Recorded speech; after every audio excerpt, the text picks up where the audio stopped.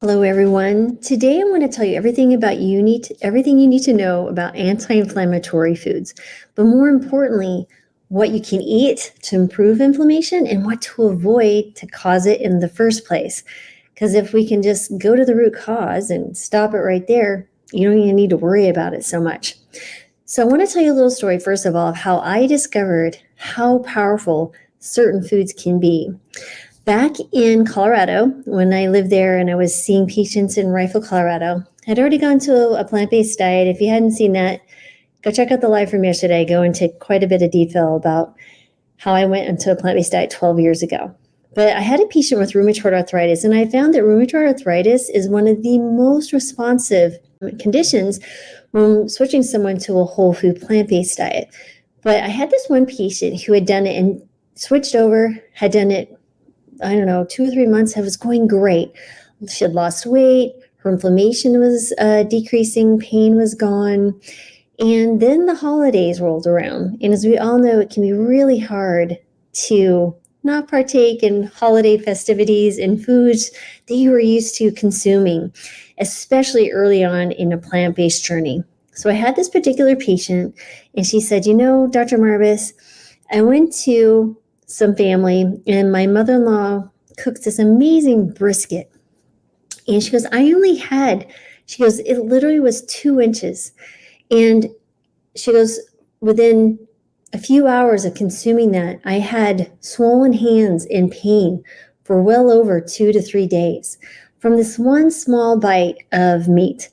And that was really an eye-opener for me to understand how quickly the body will respond, especially a body in the process of healing or a body that's already has some chronic inflammation. And even bodies who we think the inflammation is completely gone, maybe they're hyper-responsive to different things. I don't have the full picture on that, but I do want to list for you a few things to be thinking of. First of all, I think it's helpful to actually explain what is inflammation. We always hear this word, but has anyone ever taken the time to explain it? Well, I'm going to go through that process for you real quick here. So, first of all, inflammation, it's a really complex biological response of the body's immune system to harmful stimuli such as pathogens, damaged cells, or irritants. Now, in autoimmune disease, the body is getting mixed signals and it's attacking itself because many times what's called molecular mimicry, meaning that the body had some exposure at some point to a particular pathogen, and they've created antibodies, which are like little flags telling the immune system, hey, come over here and attack this. The antibodies will attach themselves, for example, to like a bacteria, and then the immune system knows that that bacteria needs to be destroyed. So you can think of antibodies like that. I always liken them to when you see road construction and they're the guys that are moving the red flag saying, hey, slow down to get your attention. Same idea. These are the red flag, people, they're the parts of the body that are holding the red flag saying, hey, immune system, come get me. Sometimes the antibodies will get confused and they'll attack to your own joints. For example, in rheumatoid arthritis, maybe it's the myelin sheath in multiple sclerosis, which is like the covering or the sleeve of a nerve, and different things like that. So that is what we call an autoimmune response, right? So this is the body's cell is attacking itself. So I wanted to highlight that. But getting back to inflammation, it's typically a protective mechanism, right? So it's aimed at removing those harmful stimuli that initiate that healing process. So when you twist an ankle or get a cut, there's an inflammatory response that occurs that's required to start that process domino effect. So that's really important to understand that not all inflammation is bad. It's a yin and yang type of thing. But when inflammation becomes chronic, right, it can contribute to the development of various diseases, including things like cardiovascular disease, diabetes, and cancer. And then on a physiologic level, down even further, inflammation involves a few different cell types, things called cytokines and signaling pathways. So the acute inflammatory response is characterized by the increased production of these pro-inflammatory things called cytokines. Now, a few of them are things like TNF-alpha, IL-6, IL-1, and some other ones that you might have heard about, but they also recruit other immune cells to the affected site. Now, chronic inflammation, on the other hand, involves a prolonged and dysregulated immune response, and that can lead to tissue damage and systemic effects. Well, what would cause something like that? Well, when I spoke to insulin resistance, for example, there's a process when the body actually surpasses its ability to store fat in the subcutaneous fat under the skin, right? Under around, you'll see in the arms, your hips, your buttocks, areas like that. And once that threshold has been surpassed, which is typically limited by genetics, that's going to be given the determining factor typically, what will happen is those fat cells grow so large that they're unable to continue to get nutrition via the blood supply. And what happens is the fat cells begin to break down. They release fatty acids, which in and of itself has issues, can cause inflammation. But that degrading cell actually causes inflammation because it's recruiting cells to say, hey, come here, we're breaking down, we need to be taken care of. That starts the inflammatory process. And a really good measure of this that you can do is checking things like your white blood cell count, if it's elevated chronically. Platelets can also be chronically elevated. And you also have inflammatory markers in your blood like CRP, C-reactive protein, SED rate, sedimentation rate in the blood. And those can be telling signs. Definitely when I've seen patients who were obese with a BMI typically over 30, you will see that white blood cell count be kind of linger around like 12, 13. And then as they start to lose weight and really take hold of the inflammatory process, amazing things happen. That white cell count just plummets. And that's why when you look at a lot of people who eat a whole food plant-based diet on a regular basis have such low levels of inflammation that the white cell count often drops below around the 4 mark because they have low inflammation. So I would say anywhere around like 2.5 is probably related to just low inflammation. Now below that, we might want to start being concerned about a few things. But anyway, I have tons of resources at drmarbers.com if you want to learn more about what plant-based labs you should be getting. I have an entire workshop on it. I have tons of ebooks. Check them out. I worked really hard on that, and I'm really proud of those things that created there. But anyway, back to the anti-inflammatory things you can do. So I'm going to list the anti-inflammatory foods first that you should be focused on and why, and then I'm going to list the things that you should be avoiding. Because again, remember, there's no sense in eating these anti-inflammatory foods if we're still consuming the things that are causing it. Right? It's like trying to start a fire and put out the fire at the same time. It makes zero sense. So first thing, berries. Who doesn't love blueberries, strawberries, raspberries, berries in general? So these are rich in antioxidants such as anthocyanins. Berries can reduce inflammation by neutralizing free radicals, and then they inhibit those pro-inflammatory cytokines, those little things I was mentioning that are released that attract other cells. We have leafy greens, right? So these are also high in antioxidants, vitamin C and E, flavonoids. Leafy greens also scavenge reactive oxygen species, and then they also downregulate those pro-inflammatory pathways. Broccoli, oh man, it's so good. Broccoli is so good for you. Broccoli sprouts, if you can get broccoli sprouts, that's even better.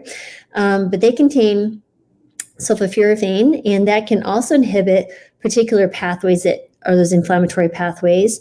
And one in particular is called NF-kappa beta pathway. And that is really, really important. So avocados, rich in potassium, magnesium, fiber, carotenoids. Avocados can reduce what we call oxidative stress, and then also inflammatory markers like C-reactive protein. So yeah, more guac, please. And then additionally, you have green tea. I drink tea probably the equivalent of 4 cups a day. Black, green tea, it doesn't matter. I love tea. I love tea.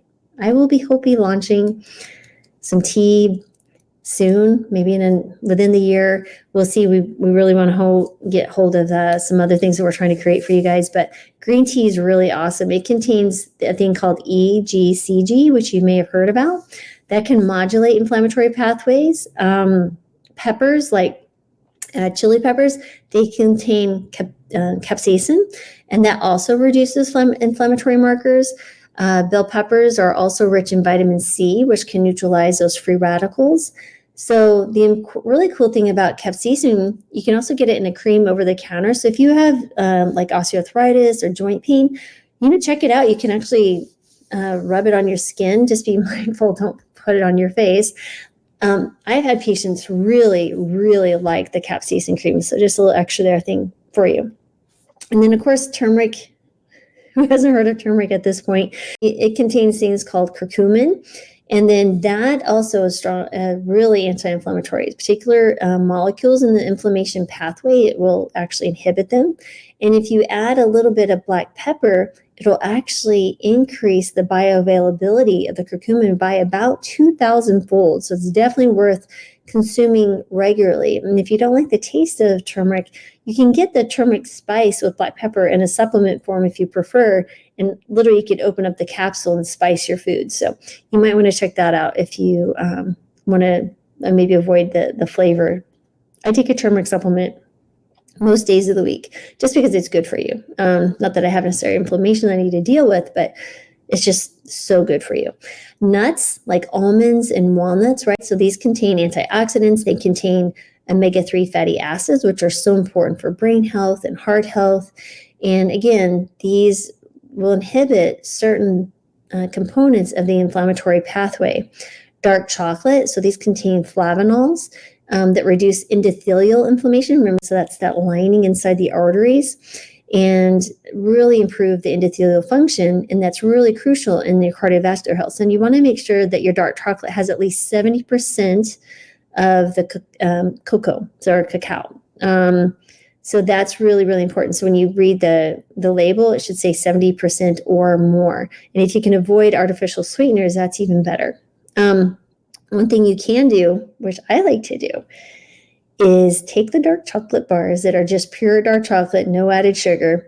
And boy, if you eat them like that, it's like, oh, but you can melt them on the stove, put them in a steel bowl or something, put that on top of a pan of boiling water or a little pot of boiling water, and you can melt it that way. That's the easiest way to melt it without it. If you put it in the microwave, it doesn't work very well.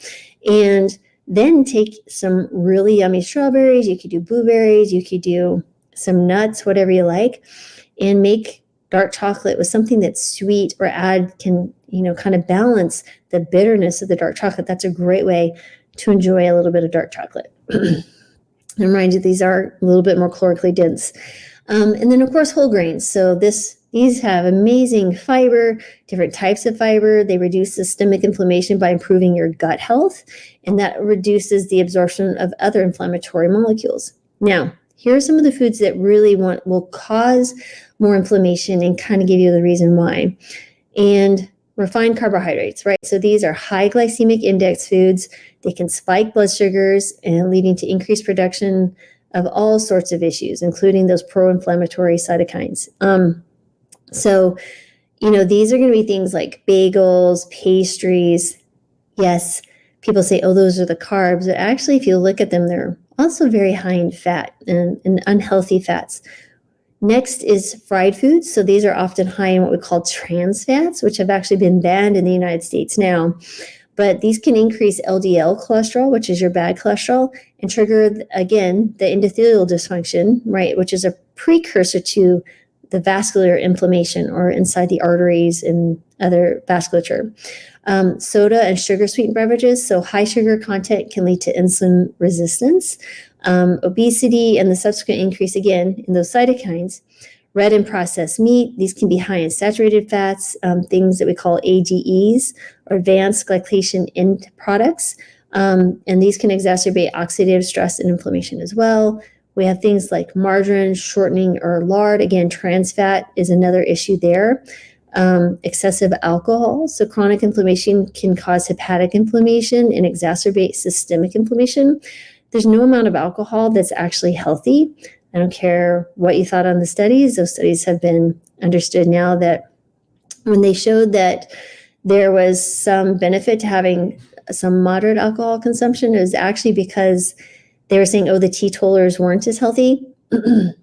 The problem was the people that were the teetotalers were the ones that had quit drinking alcohol because of health issues. So if you actually look at people who have never drank alcohol, they are actually in a much better shape than those who even consume moderate amounts. So again, no form of alcohol is healthy. And artificial trans fats, again, which I mentioned earlier, which were part of these issues, like, for example, the fried foods, they can disrupt, lipid metabolism, like your, different cholesterol measurements, and again, promote inflammation. You have artificial additives. I'm sure there are many parents here who understand that if they give their kids certain particular candies that have certain dyes in them, they get some ADHD. Again, this is inflammation. You get some behavior concerns, all sorts of stuff. So it's really important to understand that kiddos are really more likely to be susceptible, maybe adults as well. And then, of course, saturated fats, especially when taken to excess, they can promote inflammations. And again, they are a huge part of your heart disease risk factors. So hope that's helpful. I know it was a lot, but we're going to speak to again, healthy foods, berries, leafy greens, broccoli, avocados, green tea, peppers, turmeric, nuts, dark chocolate, and whole grains. So adding more of those to your plates and removing as much as you can of the others is always, always, always the best thing you can do for your health. So please pass this along. Please subscribe if you haven't, and click the alert button. And we're so happy to have you here. I'm glad you spent some time with me today. I hope this was helpful. Please feel free to share this video with anyone who you think might benefit from learning this. And I will be back tomorrow with more. And, please check out drmarvis.com. I can see patients across the country. I'm all licensed in all 50 states. I have free resources. We have the Healing Kitchen with Brittany Giroudi. We have a Overcoming Insulin Resistance and Losing Weight course coming out soon. I'm about to launch another glucose mastermind where I'm seeing people reduce their average blood sugars 100 to 150 points within 2 weeks. Amazing. And so again, just some really cool stuff. We also have the 21-day free weight loss course. I have workshops and ebooks that you can download. Other free courses, how to start a plant-based diet, how to get your kids on a plant-based diet, how to improve your immune system, how to optimize your kitchen. I mean, I've spent years building these things. I hope you find them helpful. So check it out, drmarvis.com. And thanks again, everyone, for listening. I really appreciate your time and being here with me.